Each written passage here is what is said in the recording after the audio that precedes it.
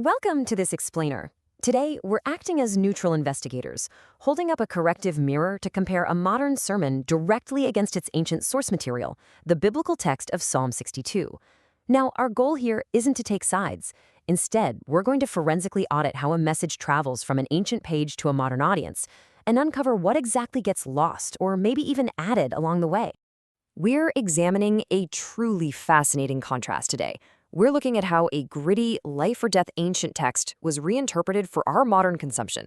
Think about it. When an ancient writer is literally begging for survival, how does a modern speaker turn that into a lesson on tranquility? Well, it's absolutely a masterclass in adaptation. But as you'll see, adaptation often comes with a pretty significant cost to the original meaning. So, let's open up the case file. We'll be moving systematically through 6 key areas: sanitizing the text, inventing wrath, missing truths, prioritizing anecdotes over scripture, swapping divine character for self-help, and finally, we'll deliver our verdict. All right, let's dive right into our first piece of evidence: sanitizing the source text. The original biblical text describes a person who is under intense physical and emotional assault.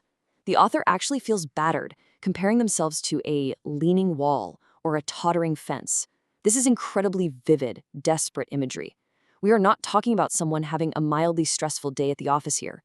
This is a portrait of a person on the absolute brink of collapse, surrounded by active malice.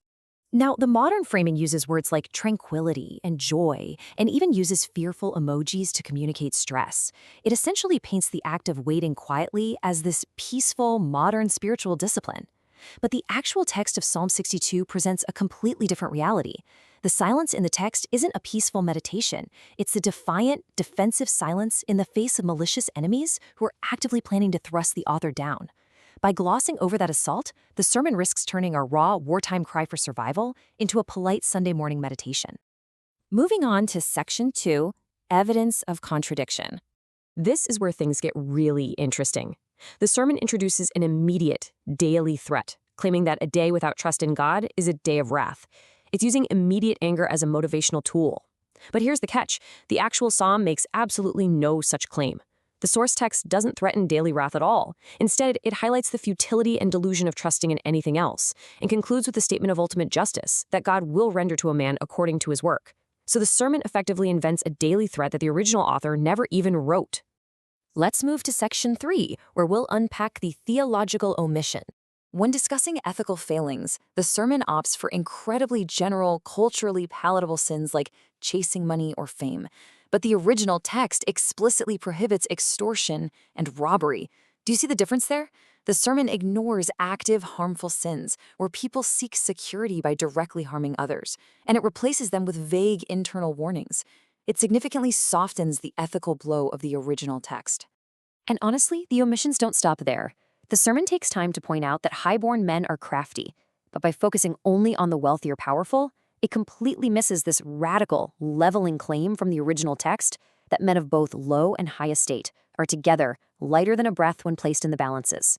The original text is making a sweeping claim about the absolute nothingness of all human status compared to God. It's a profound concept, and the modern sermon just leaves it on the cutting room floor. That brings us to Section 4, External Bias versus Scriptural Intent. Instead of focusing on the objective power found in the text, the sermon relies heavily on human-centric anecdotes, like The Wicked Life of St. Augustine, or a mentor's book on highest pleasure. It's a classic modern shift, really. It moves away from the objective reality of the subject and caters entirely to an audience's subjective emotional state. The focus shifts from the objective reality of who God is, and instead centers almost entirely on the listener's personal pleasure, restlessness, and tranquility. Let's pivot to Section 5, Motivation and Reward. Notice the modern shift towards self-optimization here? The sermon motivates the listener by promising that faith will help them develop spiritual muscles to achieve a better self. It frames the reward entirely in modern self-help terminology. Conversely, the biblical text grounds the reward entirely in divine character. The original reward isn't about becoming a better version of yourself. It's about the reality of God's power and finding right standing before a just judge. That is a fundamental shift from God-centered theology directly into human-centered psychology.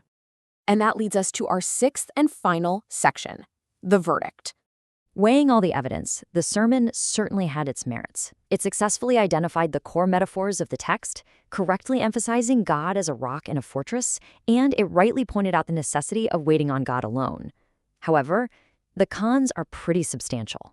It stripped away the grit of the psalm. It ignored the specific warnings against extortion, it completely bypassed the radical insignificance of man, and ultimately, it replaced a raw cry for divine justice with modern psychological categories. Because the modern presentation replaced difficult objective truths with subjective categories like achieving highest pleasure and building spiritual muscles, our forensic verdict for faithfulness to the source text is a 5 out of 10. Half the message was retained, sure, but the very soul and grit of the text was lost in translation. Which leaves us with this final, absolutely crucial question to ponder as we wrap up this explainer. When we take an ancient text and purposefully smooth out its rough, gritty edges to make it more palatable and comfortable for audiences today, do we lose the very truth we are trying to teach? Think about that next time you hear a beautifully polished, modern interpretation of a deeply complicated history. Thank you so much for joining me for this forensic audit. Keep asking great questions, and I'll catch you next time.